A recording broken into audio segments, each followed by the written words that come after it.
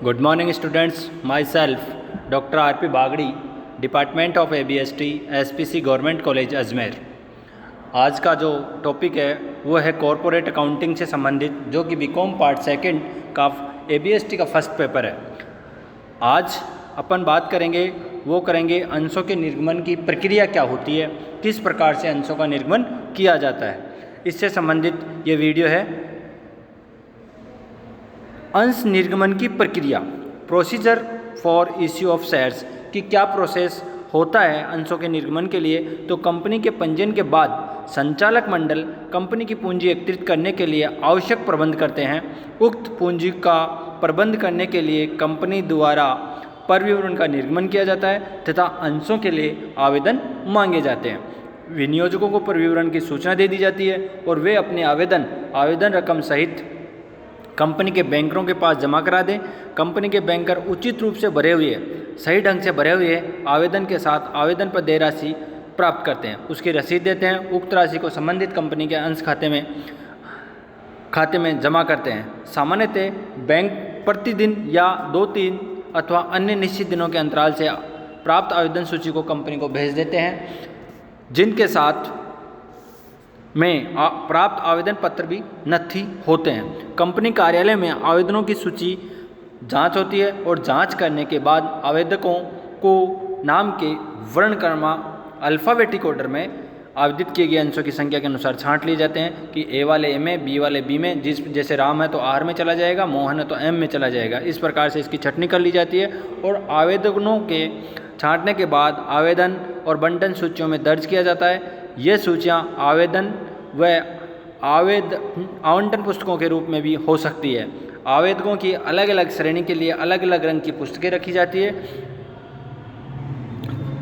और आवेदन और आवंटन पुस्तकों में आवेदनों को दर्ज करके अंतिम सारांश सूची तैयार कर लेनी चाहिए। उक्त कार्य करने के पश्चात अंश बंटन कार्रवाई प्रारंभ की जाती है। सार्वजनिक कंपनी द्वारा अंश बंटन की कुछ वैधानिक प्रतिबंध है, जिसमें से जो इम्पोर्टेंट है वो मैं आपको बता देता हूँ। कोई भी सार्वजनिक कंपनी अपने अंशों का बंटन उस समय तक नहीं कर सकती जब तक कि उसे न्यूनतम राशि का अभिदान प्राप्त नहीं होता। जो मिनिमम राशि निर्धारित की जाती है वो राशि जब तक नहीं प्राप्त हो जाती तब तक वो आवंटन नहीं कर सकती।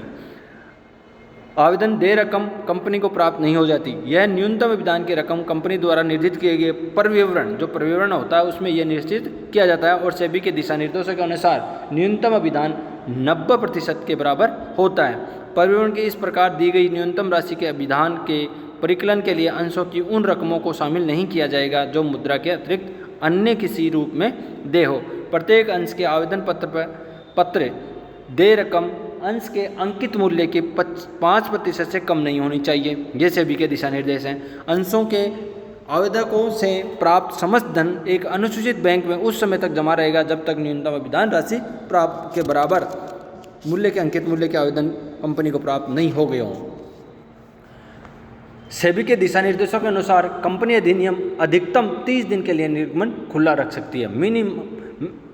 मैक्सिमम 30 दिन के लिए खुला रखेगी, इसके बाद बंद कर दिया जाएगा। यदि कंपनी को इन 30 दिनों के भीतर या इस 30 दिनों के अंदर निर्गमन अभिभावकों से न्यूनतम अभिदान अर्थात 90% राशि प्राप्त नहीं होती है तो आवेदकों को संपूर्ण राशि लौटा दी जाएगी और वो भी 15 दिन के भीतर ही लौटानी होगी। यदि कंपनी के प्रस्तावित अंशों से अधिक अंशों के लिए राशि प्राप्त हुई है तो आधिक्य की राशि को अगले 15 दिनों के भीतर आवेदकों को वापस लौटानी होगी। अन्यथा उपयुक्त दोनों स्थितियों में 15 दिन के समाप्ति के पश्चात दोषी संचालकों व अधिकारियों को विलंब अवधि का 15% वार्षिक की दर से ब्याज देना होगा। निर्गमित अंशों के अधिक अंशों के आवेदन प्राप्त होते हैं या अधिक अभिदान प्राप्त होता है तो सेबी के न्यूनतम दिशा निर्देशों के अनुसार ध्यान रख के अंशों का बंटन करना चाहिए। अब अपन बात करते हैं अंशों पर मांग, कॉल्स ऑन शेयर्स। तो आवेदन और बंटन के समय ली गई रकमों के अतिरिक्त अंशों की शेष रकम को कंपनी प्रायः किस्तों में मांग सकती है, टुकड़ों में मांग सकती है। ऐसी प्रत्येक किस्त की मांग को जो बंटन के पश्चात वसूल की जाती है उसे मांग कहते हैं। कभी कभार आपके एग्जाम में ये क्वेश्चन पूछ लिया जाता है कि अंशों की मांग से आप क्या समझते हो। तो अंशों के आवंटन के पश्चात जो राशि मांगी जाती है उसे मांग करते हैं। मांग के समय प्रत्येक अंशधारी के पास एक मांग पत्र भेजा जाता है। इसमें अंशधारी की एक निर्दिष्ट तिथि इस मांग राशि को चुकाने की प्रार्थना की जाती है और कंपनी के अंतर्नियमों में प्राय मांग संबंधित निम्नलिखित व्यवस्थाएं दी रहती है कि प्रत्येक की मांग की राशि का अंकित मूल्य 25% से अधिक नहीं होना चाहिए और प्रत्येक सदस्य की मांग देय राशि समय पर भुगतान करने के स्थान विषय में 14 दिन की सूचना मिलनी चाहिए। दो लगातार मांगों के बीच में कम से कम 1 महीने का अंतर होना चाहिए। मांग करने का अधिकार संचालकों को ही है। मांग संचालकों की सभा में उचित प्रस्ताव पास करके ही की जाती है। ये कुछ नियम्स हैं, इसको ध्यान में रखते हुए मांग की जाती है। दूसरी बात होती है न्यूनतम अवदान, मिनिमम सब्सक्रिप्शन, जो मैंने पहले भी बताया कि सेबी के दिशा निर्देशों के अनुसार जो भी अंश निर्मित किए जाते हैं उन अंशों के 90% तक मांग होनी जरूरी है। अगर यदि यह न्यूनतम अभिदान कंपनी को प्राप्त हो जाता है तो निर्गमन बंद होने की तिथि से 15 दिन के भीतर कंपनी को अंशों का बंटन कर देना चाहिए, अन्यथा 16वें दिन से कंपनी के प्राप्त आवेदन राशि 15% वार्षिक ब्याज सहित लौटानी होगी। न्यूनतम अभिदान प्राप्त नहीं होने पर कंपनी अंशों का आवंटन नहीं कर सकती। इसके बाद बात करते हैं अपन प्रारंभिक व्यय, प्रिलिमिनरी एक्सपेंसेस, ऐसे खर्चे जो कंपनी के निर्माण के संबंध में किए जाते हैं प्रारंभिक व्यय कहलाते हैं। पर जो कंपनी का जब निर्माण करते हैं और उस समय जो खर्चे किए जाते हैं उनको प्रारंभिक व्यय कहते हैं। इन्हें निर्माण व्यय, प्रवर्तन व्यय और संगठन व्यय के नाम से भी पुकारा जाता है। इन खर्चों के कुछ उदाहरण मैं आपको बता देता हूँ एक दो। कंपनी के रजिस्ट्रेशन के लिए वैधानिक प्रलेखों, पार्षद सीमा नियम, पार्षद अंतर नियम के तैयार करने और छपाने की लागत, रजिस्ट्रार के पास प्रलेखों को फाइल करने की फीस, प्रलेखों पर मुद्रांकन, अधिकृत पूंजी पर चुकाई जाने वाली ड्यूटी, परिविवरण को तैयार करने और छापने और उसके विज्ञापन पर हुआ खर्च, प्रार्थना पत्र, बंटन पत्र आदि प्रपत्रों को छापने का व्यय, कंपनी के सारों मुद्दा तैयार करने का व्यय, कंपनी के अंशों या ऋण पत्रों पर दिया गया अभिकोपन कमीशन और दलाली, ये सारे के सारे खर्चे प्रारंभिक व्यय कहलाते हैं। तो आपको कभी भी एग्जाम में पूछा जा सकता है कि प्रारंभिक व्यय के किसे कहते हैं या प्रारंभिक व्यय के 2 उदाहरण बताइए, तो इनमें से आप कोई से भी 2 उदाहरण लिख सकते हो। इसके बाद अपन बात करते हैं कि अंशों को पुस्तकों में कैसे, अकाउंटिंग फॉर फाइनेंशियल बुक्स, वित्तीय पुस्तकों में लेखा किस प्रकार से किया जाएगा, जो कि कंपनी अधिनियम 2013 की धारा 128 के अंतर्गत की जाता है और दोहरा लेखा प्रविष्टि के आधार पर ही किया जाएगा। अब अपन अंशों का सम मूल्य पर निर्गमन, अंशों को जब अपन निर्गमन कर सकते हैं तो 3 तरीके से कर सकते हैं। एक तो अंशों का सम मूल्य पर निर्गमन, एक बट्टे पर निर्गमन और एक प्रीमियम पर निर्गमन। तो आज अपन बात करेंगे, जो इस वीडियो में जो बात करेंगे वो करेंगे अंशों का सम मूल्य पर निर्गमन, इश्यू ऑफ शेयर्स एट पर। तो अंशों पर एक साथ पूर्ण भुगतान देय होने पर, shares payable in on lump sum. तो इसमें क्या करेंगे, अंशों के आवेदकों को अंशों के आवंटन पर वे अंशधारी कहलाते हैं, वे कंपनी के स्वामी होते हैं।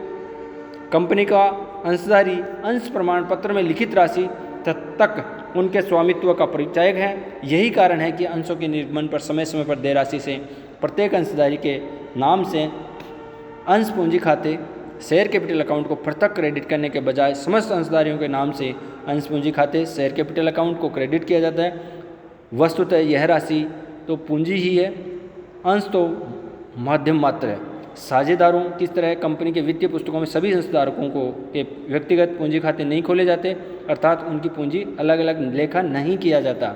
अंशधारियों से प्राप्त हुई रकम का व्यक्तिगत विवरण सदस्य रजिस्टर ऑफ मेंबर्स में रखा जाता है। अंशों पर देय राशि एक मुश्त मांगी जा सकती है अथवा किस्तों में भी मांगी जा सकती है। यदि अंशों का निर्गमन मूल्य की राशि एक मुश्त देय है तो इसकी प्रविष्टियां इस प्रकार होगी।